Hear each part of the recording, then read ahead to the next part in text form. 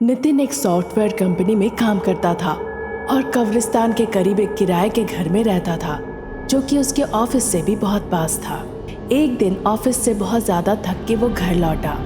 नौकरी करने के साथ बहुत सारी चीजें करने की हमारे मन में ख्वाहिश होती है, पर नौकरी करते वक्त और कुछ काम हो ही नहीं पाता। ये नौकरी बकवास चीज है। बिल्कुल उसी वक्त शीशे के अंदर से दो शैतान निकल आए और नितिन को उठाकर ले गए कब्रिस्तान के पास और वहां छोड़ दिए। वहां पर सुबह तक सोते रहे। जब वो नींद से जागा, उसने देखा कि वो अपने बेडरूम में नहीं है। उसने देखा कि वो कब्रिस्तान के पास लेटा है। नितिन ये सारी चीजें देखकर काफी चौंक गया जब उसने आसपास में कब्रों को देखा। हे भगवान, मैं यहाँ कैसे आया? हो सकता है मुझे नींद में चलने की बीमारी हो, पर मैं कब्रिस्तान सोने के लिए क्यों आऊंगा? पता नहीं। ये सोचते सोचते वो अपने घर वापस गया और तैयार होकर ऑफिस के लिए निकल गया। ऑफिस के काम के बाद जब वो घर लौटा तो सोचने लगा, यही बेहतर होगा कि अब मैं अपने हाथों को बिछावन के साथ बांध के रात में सोऊं। इसीलिए उसने एक रस्सी लिया और अपने हाथों को सोने से पहले बिस्तर के साथ बांध लिया। साथ ही एक कैमरे को अपने हाथ के पास रखा। फिर दो शैतान आए ठीक उसी वक्त और उसके बिस्तर के साथ हवा में उड़ाते हुए नितिन को कब्रिस्तान ले गए। नितिन को समझ नहीं आ रहा था कि यह सब क्या हो रहा है।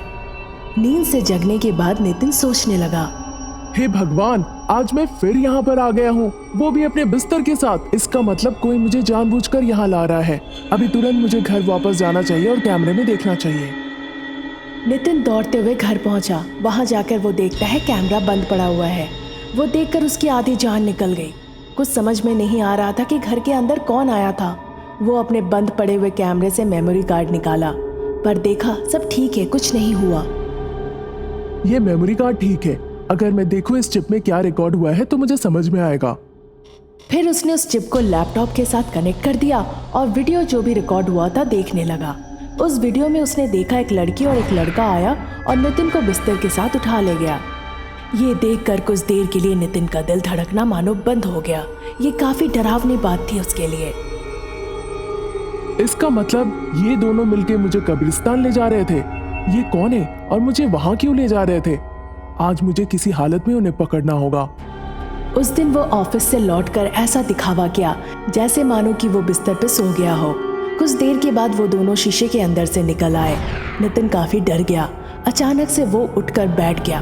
कौन हो तुम लोग और ऐसा क्यों कर रहे हो? हम लेबर हैं जिसने इस मकान को बनाया था। इस घर के कंस्ट्रक्शन के दौरान मेरे पति की मृत्यु हो गई इलेक्ट्रिक शॉक लगने की वजह से। घर के जो मालिक थे उन्होंने इस बात को यहीं दबा दिया ताकि ये बात बाहर ना निकले और उन्हें इसके लिए हर्जाई ना भरना पड़े। उन्होंने मुझे भी मार दिया और एक ही दीवार पर हम दोनों की डेड बॉडी को दफना दिया ताकि किसी को पता ना चले। इसीलिए जो भी इस घर में रहता है हम उसके साथ ऐसा ही करते हैं ताकि वो ये घर छोड़ दे और मालिक का व्यापार ना चले। मैंने ये सब बिना जान के ही घर लीज पर ले लिया है। मेरे बहुत पैसे बर्बाद हो जाएंगे अगर मैंने ये छोड़ दिया। अब तो मेरे पास इतने पैसे भी नहीं कि दूसरा घर ले सकूं। प्लीज मुझे छोड़ दो। हमें ये सब कुछ नहीं पता। हम घर तब तक नहीं छोड़ेंगे जब तक हम अपना बदला मालिक से न ले ले। अब बदला तो तुम मालिक को मार के ही ले पाओगे। हम उस दिन के लिए बहुत सालों से इंतजार कर रहे हैं। हम ये घर नहीं छोड़ सकते हैं और वो मालिक इस घर में आ ही नहीं रहे हैं, इसीलिए हम इंतजार में हैं। ठीक है, मालिक को मैं यहाँ ले आऊंगा। उसने मालिक को फोन लगाया। कल मेरे घर में एक छोटा सा फंक्शन है, आपको यहाँ आना ही पड़ेगा। अच्छा ठीक है, मैं आऊंगा। फिर उन्होंने फोन रख दिया। दूसरे दिन वो मालिक घर पर आए पर घर पे कोई नहीं था। तुमने कहा था तुम्हारे घर में फंक्शन है, पर यहाँ तो कोई नहीं है।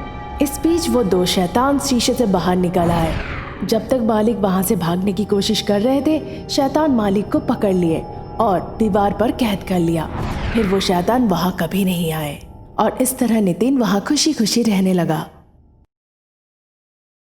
बहुत से लोगों का सोचना था कि कुछ सालों पहले मरकपुर नगर के पुलिस स्टेशन की एक कोठरी में एक प्रेतात्मा रहती थी, इसीलिए उस कोठरी को हमेशा बंद रखा जाता था। लेकिन अब जो पुलिस के जवान वहां काम कर रहे थे इस बारे में नहीं जानते थे। चलिए जानते हैं कि वहां क्या घटना घटी थी। रमेश और श्वेता का एक कपल था। श्वेता एक भोली भाली लड़की थी, लेकिन रमेश उससे हर दिन झगड़ता था। एक दिन, अपनी माँ के घर जाओ और कुछ पैसा लेकर आओ, वरना मुझे नहीं पता मैं तुम्हारे साथ क्या कर डालूंगा। मैं अपनी माँ के यहाँ से पैसा क्यों लाऊं? मैं नहीं लाऊंगी कोई पैसा, तुम करो जो करना है। तो तुम मेरी बात नहीं मानोगी, देखो फिर मैं क्या कर सकता हूँ। ये कहते हुए उसने एक लोहे की सलाख ली और उसके सिर पर जोर से मार दी। श्वेता जोर से चीखी और मर गई। ये देखकर पड़ोसियों ने पुलिस को फोन कर दिया। तुरंत पुलिस वहां पहुंची, रमेश को गिरफ्तार किया और जेल ले गए। सर, सारी कोठरियां भरी हैं, इसे किसमें डालूं मैं? वो आखिरी कोठरी खाली है, इसे उसमें डाल दो। लेकिन सर, उस कोठरी पर बहुत समय से ताला लगा है। जो जवान यहाँ पहले काम करते थे उन्होंने हमसे कहा कि वे इस कोठरी में किसी मुजरिम को नहीं रखते। ऐसे आदमी को ऐसी ही कोठरी में रखना चाहिए। ले जाओ, पटक दो उस कोठरी में। आदेश पाकर वो हवलदार रमेश को उस कोठरी ले जाता है। वहाँ हर जगह अंधेरा होता है, क्योंकि उस कोठरी को इतने समय से खोला ही नहीं गया होता। वहाँ एक अजीब सी मनहूसियत लगती है। आ जाते ही रुको, मैं इसे कल सुबह साफ करूंगा। ये कहकर वो हवलदार वहाँ से चला जाता है। आधी रात के वक्त जब रमेश सो रहा होता है, कोठरी की छत से कुछ भयानक उल्टा लटका प्रतीत होता है। उसे देखकर रमेश डर के मारे जोर से चीख पड़ता है। उसी पल वो साया गायब हो जाता है। उसकी चीख को सुनकर दो हवलदार कोठरी की तरफ भागकर आते हैं। तुम इस तरह क्यों चीखे थे? कुछ बहुत डरावना दिखा इस कोठरी में, मैं यहाँ नहीं रह सकता, मुझे बहुत डर लग रहा है। इसकी कोशिश यहाँ से भागने की है। अगर हमने इसकी बातों में आकर इसे कोठरी से बाहर निकाला तो अपनी नौकरी गवा देंगे। चलो चलो, अपनी ड्यूटी करें।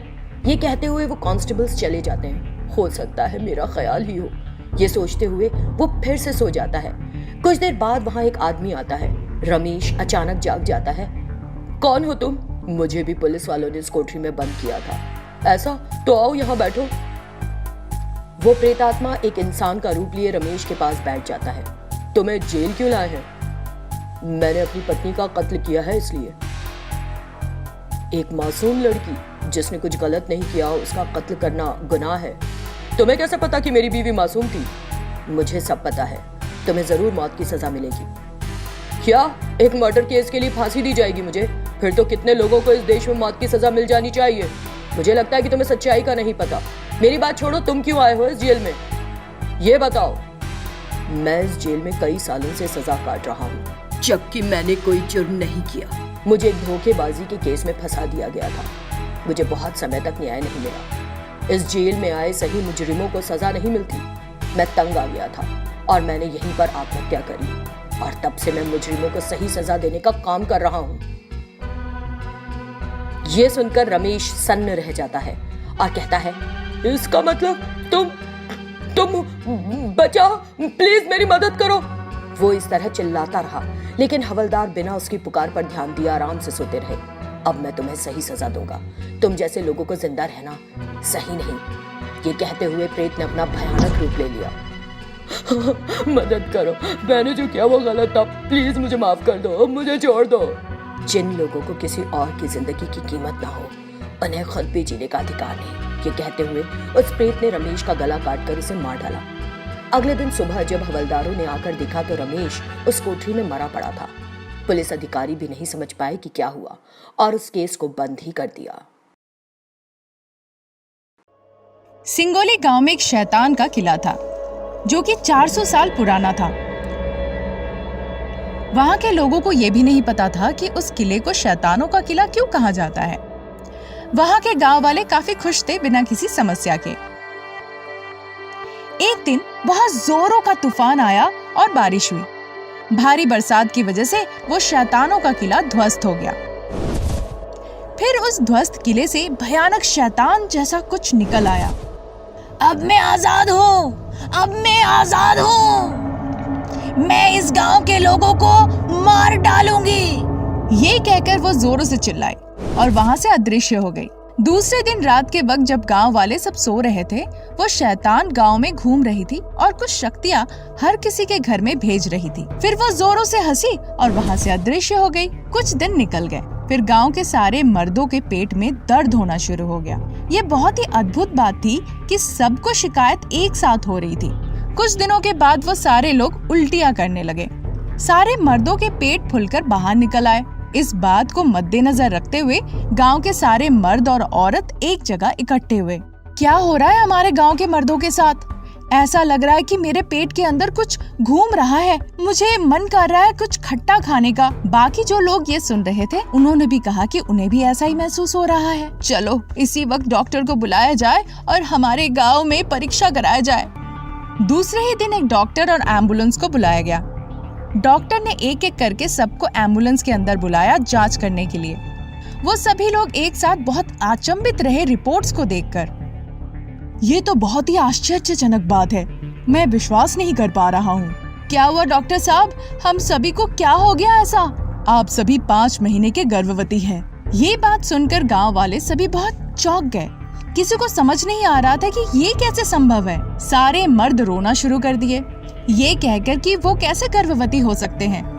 देखकर लग रहा है कि कुछ अनोखी चीज हो रही है आपके गांव में। अगर हम यहाँ रहे तो हमारे साथ भी कुछ भी हो सकता है। फिर डॉक्टर साहब वहाँ से चले गए। गांव वालों को कुछ समझ नहीं आ रहा था कि उन्हें अब क्या करना चाहिए। हमारे गांव में शैतानों का घरौंदा अब ध्वस्त हो चुका है। ये लग रहा है कि जब से वो शैतानों का किला ध्वस्त हुआ है तब से कुछ ऐसा हो रहा है हमारे साथ। हम सब मर्द गर्भवती हो गए हैं। तुरंत हमें किसी जादूगरनी को बुलाना चाहिए और इसकी वजह पता करना चाहिए, नहीं तो हमें और भी ज्यादा भुगतना पड़ सकता है। उन्होंने एक जादूगरनी को बुलाया और उन्हें सारी चीजें खुलकर बताया जो जो हुआ था। फिर जादूगरनी ने अपनी दिव्य दृष्टि से देखकर बताया, ये सारे करतूत उस किला से आजाद हुए एक शैतान का है। गांव के सारे लोग काफी डर गए। तुरंत उस जादूगरनी ने कुछ मंत्र पढ़ा ताकि शैतान का प्रभाव दूर हो जाए। इस बीच वो शैतान प्रकट हो गई। मुझे यहाँ क्यों बुलाए हो? तुमने गांव के सारे मर्दों को गर्भवती क्यों बनाया? क्योंकि मुझे इस गांव के मर्दों से नफरत है। ये गांव के लोगों ने तुम्हारे साथ ऐसा क्या बुरा किया? कुछ साल पहले एक शैतान इस गांव के सारे लोगों को मार रहा था। गांव के लोगों ने उस शैतान से मुक्ति पाने के बारे में सोचा। उस शैतान से मुक्ति पाने के लिए उन्होंने एक गर्भवती महिला से सारे संस्कार कराया। गांव के मर्दों ने पकड़ के उस किले में मुझे ले गए सारे विधि कराने जब मैं गर्भवती थी।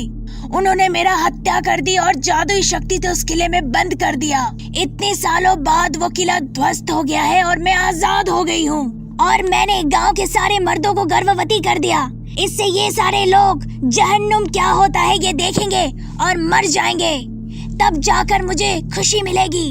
जो भी तुम्हारे साथ हुआ वो बहुत ही गलत था, पर वो 100 साल पहले हुआ था। जिन्होंने तुम्हें मारा बिना वजह के वो खुद भी मर चुके हैं। पर ये सही नहीं होगा। अभी जो रहते हैं उनके साथ बदला लेना। उदारता दिखाते हुए सबको माफ कर दो। जादूगरनी के साथ साथ सारे गांव वाले शैतान के आगे भीख मांगी। कुछ देर सोचने के बाद उस शैतान को दया आ गई और गांव के सभी मर्दों को फिर से स्वाभाविक बना दिया। फिर शैतान वहां से अदृश्य हो गई। गांव वालों ने उस ध्वस्त किले को हटाकर मंदिर बनाया वहां शैतानों के स्मारक के तौर पर।